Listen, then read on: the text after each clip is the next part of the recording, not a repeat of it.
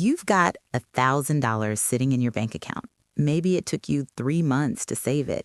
Maybe it was a tax refund. Maybe you've been staring at it for 6 months, telling yourself, I should really do something with this. And every time you open your banking app, it's just sitting there, earning you what? 0.01% interest? That's literally 10 cents a year. Meanwhile, you keep hearing people talk about investing, but every time you try to research it, you end up in a rabbit hole of confusing terms and you close the tab and watch Netflix instead. That's not laziness, that's paralysis. And today, we're fixing it. My name is Nikki, and I spend way too much time thinking about how ordinary people can build real wealth with the money they already have. If you're someone who knows they should be investing but have no idea where to actually start, or you're scared of doing it wrong, make sure to hit the subscribe button and give this video a thumbs up if this helps you out. All right, let's get into it. Here's the thing most people don't want to hear. Doing nothing with your money is a financial decision, and it's usually the worst one you can make. Here's why. Inflation in the U.S. has averaged around 3.3% per year historically. So that $1,000 sitting in a standard savings account, in 10 years, its purchasing power drops to roughly $720 in today's dollars. You didn't lose money on paper, but you got poorer in real life. Now, compare that to this. The S&P 500, which is basically a basket of the 500 largest American companies, has returned an average of about 10% per year over the last 50 years.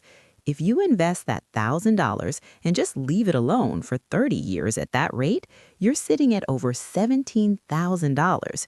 You didn't earn more money, you didn't get a raise, you just started. That's the power of compounding, and it's the closest thing to a financial superpower that actually exists for regular people. Now, you might be thinking, Nikki, if investing is so obviously good, why isn't everyone doing it?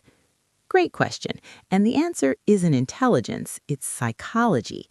There's a concept called loss aversion, and studies from behavioral economists Kahneman and Tversky show that humans feel the pain of losing money roughly twice as intensely as the pleasure of gaining the same amount.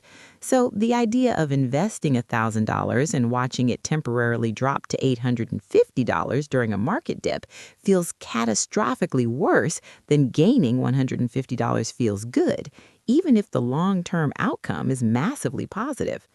We're wired to avoid perceived danger. The market feels dangerous. A savings account feels safe. But safe, as we just talked about, is secretly making you poorer. The fix? Stop checking your investments like a stock trader. You're not day trading. You're planting trees. Okay, let's talk about what you actually do with the $1,000, step by step.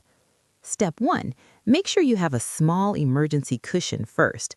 Look, before you invest a single dollar, you need at least $500 to $1,000 set aside separately for genuine emergencies.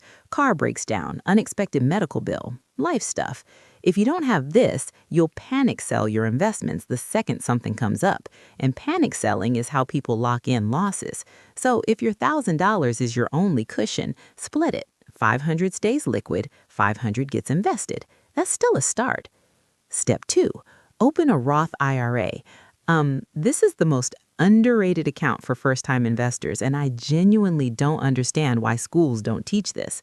A Roth IRA lets you invest after-tax money, and then it grows completely tax-free. When you retire and pull it out, zero taxes on potentially tens of thousands of dollars of gains. For 2024, you can contribute up to $7,000 per year if you're under 50. You can open one in about 15 minutes on platforms like Fidelity or Schwab. Both are free, no minimums, no excuses. Step 3, buy a simple index fund. Here's where people overthink it. They want to pick stocks. They want to find the next Apple. And look, I get it. It feels exciting. But here's what most people don't realize. According to S&P's SPIVA report, over 90% of actively managed funds underperform the market over a 20-year period, meaning the professionals can't consistently beat the market. What makes us think we can? So instead of trying to pick winners, you buy the whole market.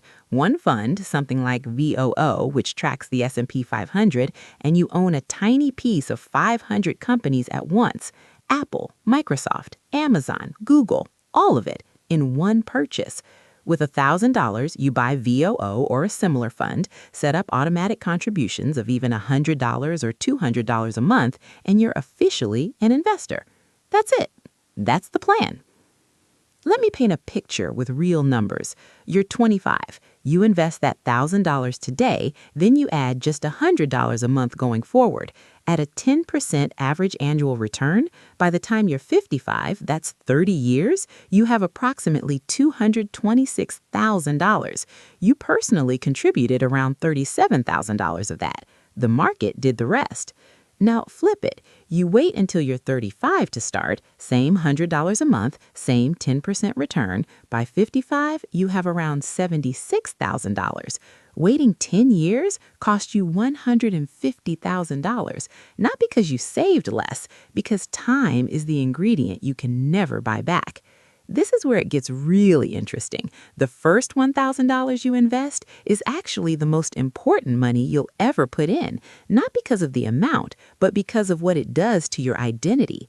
Once you're an investor, you think like an investor. You make different choices. You look at money differently. Here's the thing.